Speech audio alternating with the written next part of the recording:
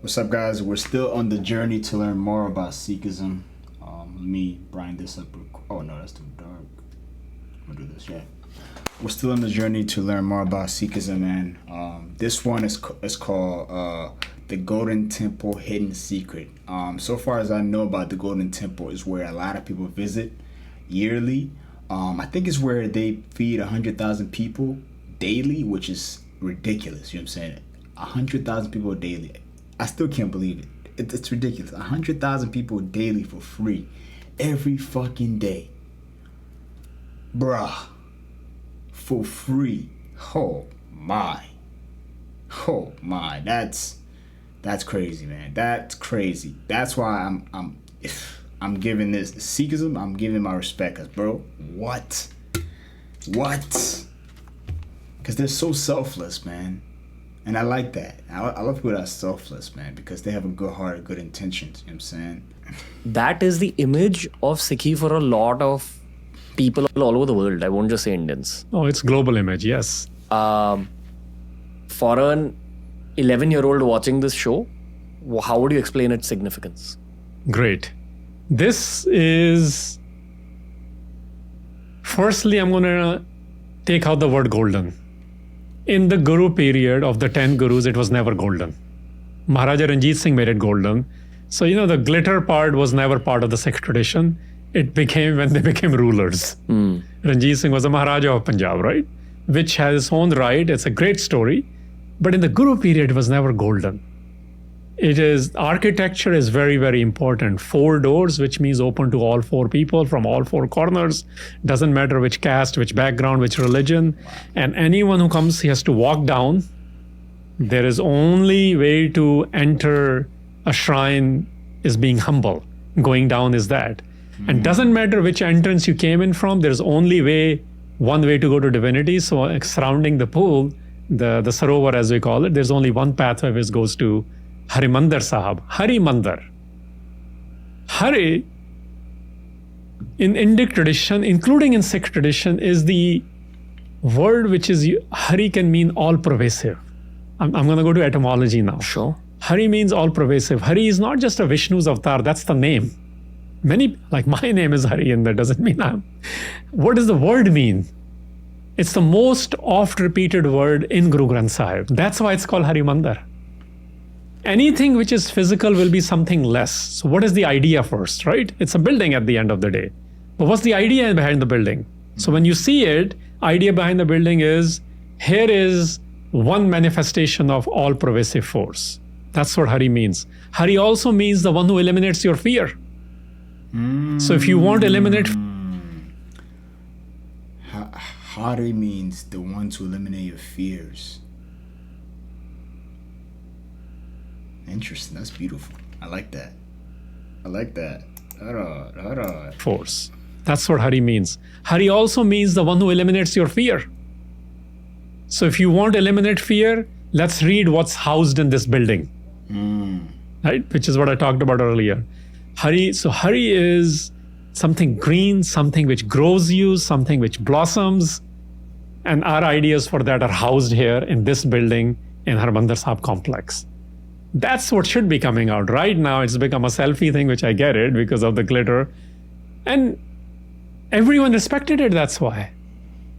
Even when they tortured Guru Arjan to death, they dare not attack it or dare not say ki take out Guru Granth Sahib because it includes elements of Baba Farid, who comes from Islamic tradition.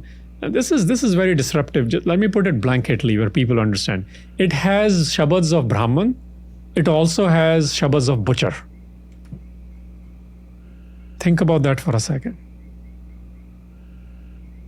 This is how disruptive it was. People didn't know how to deal because they're like, it doesn't matter what your background is. If you have experienced Ikko Onkar, the one, then we must learn from them. Doesn't matter what they wear, doesn't matter what they eat, doesn't matter what religion they come from, doesn't matter what language is utilized by them. It's the experience we identify because that experience is so intimate, so personal, so divine. That's Guru Granth Sahib housed in Harmandir Sahib complex. Okay. Wow. And for people who've not been there, would you like to relay something about what you experience there? Hey, that's me. I haven't been there. I want to go. Guys, help me. How can I go to this place, bro? If I could go, just go there for 1 hour. I'll go there, bro. I need to go. So he's about to talk about for people who never went there before, which is me. You know what I'm saying? I'm included in that. I want to know what I need to do. You know what I'm saying? To be prepared. Hold on.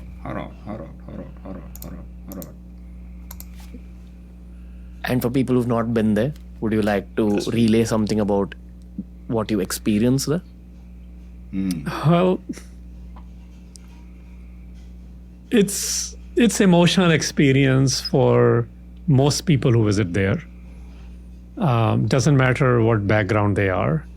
For many, it's a historical thing because the history of that complex is very unique. Not just the construction and what I just talked about, the idea, but throughout history, it's been destroyed many times as well. And it's rebuilt many times as well. In fact, there is a Sikh author from Delhi, who's died now, Sardar Patwan Singh. I'm going to quote him. He did a book on Golden Temple with Raghu Rai, a celebrated photographer of India. So I'm just giving that reference if people want to check it out. And he has written this phrase here about what this place is. And the phrase he used is, it took the blood and sweat of many generations to build it, to defend it, and to rebuild it. Yo, that's powerful right there. It took the blood of many generations to build it, to defend it, and to rebuild it. Oh, this guy's dropping bars. It's not even a music video. He's dropping bars. Man, just imagine like the reputation and just how important it is.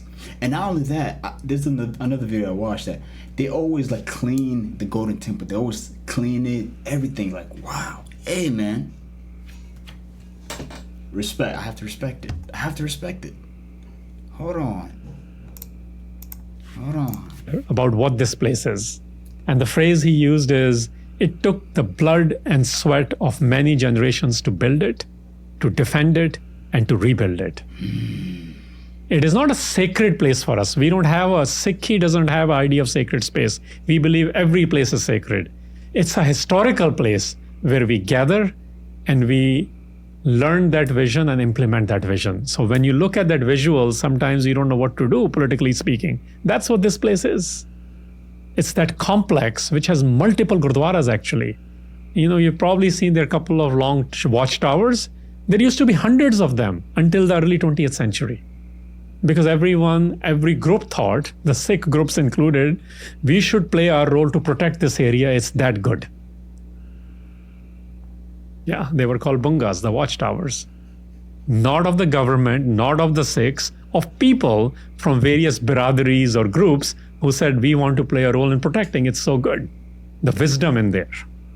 Yeah, I think the context I gained is that it's a historical symbol. Not symbols. Symbols are transferable, so I have to be careful with the words. You can say, draw it on a piece of paper and put it in your pocket. That's a symbol. It's a manifestation of that idea, which is living reality. This is why, there was a move to make the Golden Temple complex a UNESCO site. Many Sikhs who understand this vehemently opposed it. UNESCO sites are not lived realities. They're in the past. They're being just protected. This is a lived, functional space. It must be understood as such. It is part of the Sikh DNA that don't tell us what to do with it. We have never listened to anyone who's told us, none of the gurus did, this is our space, we will do what we need to do here. What do you mean never listen to anyone who has told you? Why would someone tell the Sikhs? Anyone who, including, because Sikhs DNA, I said, is like a spiritual political DNA. And spiritual and political leaders always want to be controlling. Whether they look like Sikhs or whether they don't look like Sikhs. Okay. So they. Oh, he's dropping bars, bro. He said, hold on. Because Sikhs DNA, I said, is like a spiritual political DNA. And spiritual and political leaders always want to be controlling. Spiritual and political leaders always want to be controlling. Man, that is fast. When you look at today's religion, like there's so many religions, like talking about the Catholics, like the Pope. Bro, people look at him as if he's the God. I'm like, bro, he's only human. No offense, but He's only human. You know what I'm saying? You see the pastors in America, they're millionaires, bro. They getting paid millions, and people are worshiping them. But like in the Bible, it says, "Don't worship false idols." You know what I'm saying? And people are worshiping these people. I'm like, bro. I don't know, man. I don't know, bro. I don't like when people worship another human. You know what I'm saying? It's like, bro, why? Why are you doing that? That he's not a god. Like, bro, like he's human just like us. You know what I'm saying? He has knowledge, sure, but like it's not like knowledge we can't learn for ourselves also. Yeah, I just don't like the idolizing stuff, man. I don't like it. I don't like it. Anyone who, including, because Sikh's DNA, I said, is like a spiritual political DNA. And spiritual and political leaders always want to be controlling. Whether they look like Sikhs or whether they don't look like Sikhs. So they want to control the thought process which is emanated from there. Because it's opposition for them technically. That's right. Like in the British period, people don't know, like, you know, the Sikh activism in the early 20th century was even the Gurdwaras were run by British. Okay? Yes. Damn. They assigned managers at each Gurdwara because they knew, including Darbar Sahib complex, Golden Temple complex. This is going to shock you. They had their own Jathedar who actually brought General Dwyer, the guy who gave orders for Jallianwala attack, and gave him Saropa, which means acknowledged him, recognized him. Can you imagine that? Because it was appointed by the British. So Sikhs decided in the early 20th century, we're going to free our Gurdwaras. This will be a test run on how to free South Asia. And they did. They got Golden Temple complex back. They got Nankana Sahib, where Guru Nanak was born, back. And once they freed enough Gurdwaras, it's actually called Gurdwara Reform Movement, which means taking the Gurdwaras back into Sikh control instead of the government control. That's when Gandhi, you know, that thing which you may not know, he went to Nankana Sahib and he sent a telegram. The first battle of Indian independence has been won because no native anywhere in South Asia was able to free their places. Then came the political movement from Punjab. If you look at the statistics of Indian independence, people who died, people who sent to life imprisonment, Kala Pani ki saja as they call it, people who were hanged, 60% hanged are Sikhs, 2% of the population. This is the DNA. 80% of the people sent to life imprisonment, Andaman, Nicobar or Singapore, Sikhs. So this is where political activism is born from Shabad. You can paint whatever picture you want. We are listening to our ideology from the Guru, which believes in freeing things. So first they freed the Gurdwaras. Then they worked towards, so whether you were Bhagat Singhs of the time, whether you were Ranveer Singhs of the time, and Bhagat Singh otherwise said, I'm an atheist. But you know, if you read his articles, he says everything I've learned is from a grandfather. And these Babbar Akalis who are fighting right now and hanged by the British, it is according to, because of what they have done. And it was during Holi, so let me invoke it. You know, Holi is coming, right now. On the Holi day, Bhagat Singh wrote this editorial in the Hindi paper. If India ever becomes free, it will be because what Babbar Akalis are doing in Punjab fighting the British, and he writes that editorial. So this is, what I'm saying is early 20th century. This is not far distant. We don't even tell these narratives right now. So if you enjoyed this video, make sure you check out this playlist for more videos. Wow.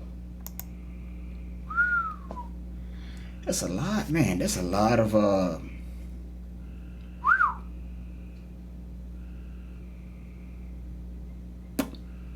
that's a lot of knowledge, man. That's a lot of knowledge. I like it. Like sometimes I don't really like to sometimes I just love to just sit down, listen, and just hear people different knowledge that I never knew, man. It's more satisfying. And the more I learn about the Sikh religion, the more I want to be like, I want to like learn and be a part of it. I just want to know, you know what I'm saying? It's like I want to go there, experience that type of stuff, man. And there's actually a Gurudwara 30 minutes away from me. I want to go, you know what I'm saying? I want to go, but it's on Sunday. It's only open on Sunday from 10 a.m. to 3 p.m. But on Sunday I play like football, so it's like